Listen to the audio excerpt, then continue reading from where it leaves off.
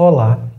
Nesta terceira unidade, propusemos uma abordagem de caráter mais analítico-propositivo, se posicionando em continuidade com o que tratamos nas unidades anteriores. Nosso objetivo mais geral dessa unidade foi de refletir sobre caminhos, possibilidades e desafios na construção de outras formas de relação entre economia e desenvolvimento. Para tanto, o percurso de conhecimento que estabelecemos nessa unidade foi baseado em dois momentos. No primeiro, tratamos das condições necessárias à superação das formas convencionais do desenvolvimento ao abordarmos algumas noções-chave como governança democrática, gestão territorial, solidariedade econômica e redes locais de economia solidária. Indicamos também algumas experiências, especialmente no Brasil e na França, que constituem práticas inovadoras servindo de inspiração para as proposições futuras. Já na segunda parte, nos propusemos a tarefa de desenhar de forma esboçada um modelo propositivo de estratégia de desenvolvimento territorial com base num olhar ampliado sobre o econômico. Trata-se de um modelo ou de um esboço de modelo de ação pública para o desenvolvimento de uma gestão territorial solidária. Ele se estrutura a partir de dois níveis estratégicos e 4 eixos de intervenção. O primeiro nível, o nível da regulação institucional, compreende-se como aquele da relação de mediação ou negociação com a economia pré-estabelecida no território e os potenciais agentes externos enquanto investidores.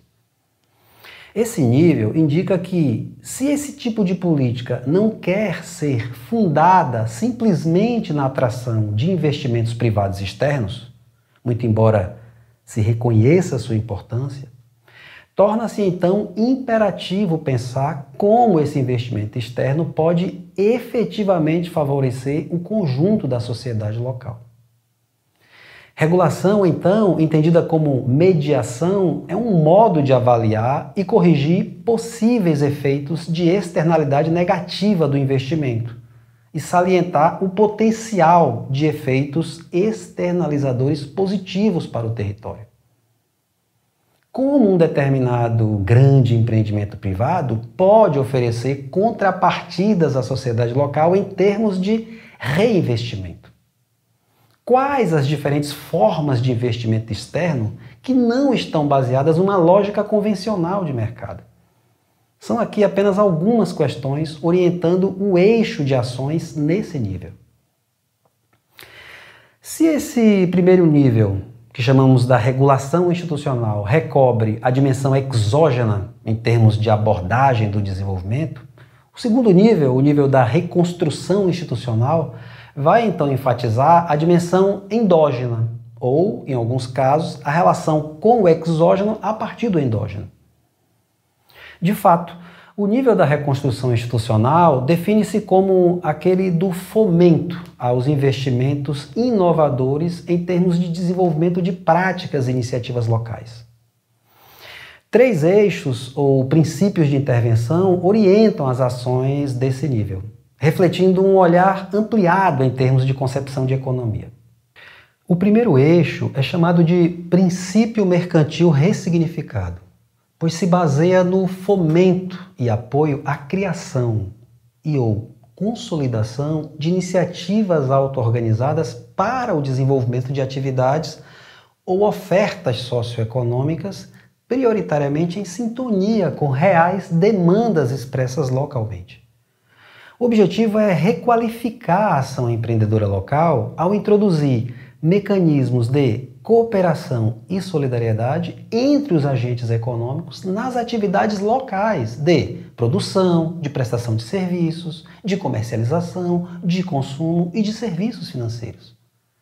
Diferentes modalidades de práticas no campo da economia solidária e da gestão de bens comuns são estimuladas, assim como todo tipo de empreendedorismo local com finalidade lucrativa que adota ou empreende modelos de negócios capazes de compartilhar ou de produzir efetiva distribuição de riqueza no seu território. O conceito de redes locais de economia solidária se apresenta então como uma diretriz importante para orientar as ações nesse eixo. Já o segundo eixo valoriza o potencial transformador oriundo da capacidade de transferência direta de recursos para financiamento de atividades que define a chamada lógica redistributiva como princípio econômico, também conhecida como lógica não mercantil ou princípio da subsidiariedade econômica.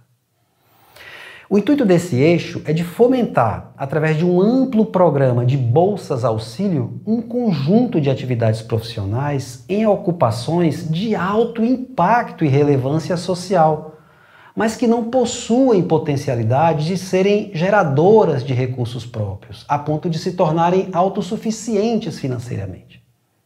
Estas atividades se encontram sobretudo em áreas como a arte, o esporte e a cultura em geral. Se essas atividades já têm valor em si, pela capacidade, por exemplo, de estruturação de carreiras e trajetórias socioprofissionais e identitárias dos sujeitos sociais nelas envolvidos, elas também são dinamizadoras de diferentes campos de atuação socioeconômico e estão contribuindo para um outro entendimento da dinâmica do desenvolvimento econômico nos territórios. Segundo as mais recentes abordagens desse tema, não é mais apenas a ideia da produção econômica considerada grande fonte de geração da riqueza necessária ao desenvolvimento. Os fluxos locais, oriundos das rendas das famílias, também exercem papel de grande relevância, conforme atesta, mais recentemente, a noção de economia residencial. Portanto, a circulação da riqueza localmente é um grande motor do desenvolvimento territorial. Neste sentido, práticas que estimulam a maximização da propensão a consumir localmente, como a experiência brasileira das redes locais de economia solidária, enfatizando o papel de bancos comunitários de desenvolvimento com o uso de moedas sociais, são um bom exemplo. Para tudo isso, torna-se imperativo, então, como ponto de partida, o chamado estímulo à renda das famílias. Finalmente, o terceiro eixo de ação faz referência ao princípio reciprocitário e sua importância na estruturação de atividades altamente geradoras de sociabilidade e coesão social. Sob esse princípio reciprocitário, compreende-se tanto práticas baseadas em lógica econômica não monetária, quanto formas de circulação monetária, porém sem fins lucrativos.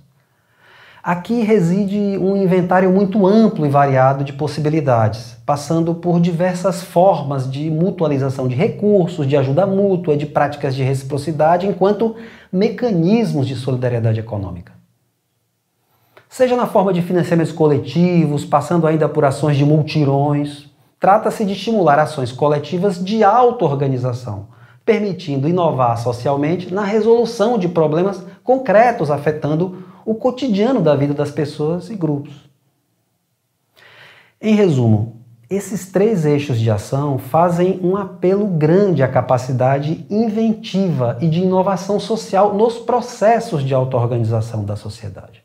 Por isso, tais eixos não precisam ser abordados na prática de modo separado. O que prevalece, em todo caso, é a centralidade do princípio democrático como base fundamental para qualquer tipo de iniciativa nesse campo da solidariedade econômica. Bem, concluímos aqui nosso ciclo de videoaulas. Espero que vocês tenham o estímulo e a motivação necessários à continuidade e aprofundamento dos estudos, reconhecendo sempre uma perspectiva ética de conduta em prol de uma sociedade mais justa, solidária e feliz para todos.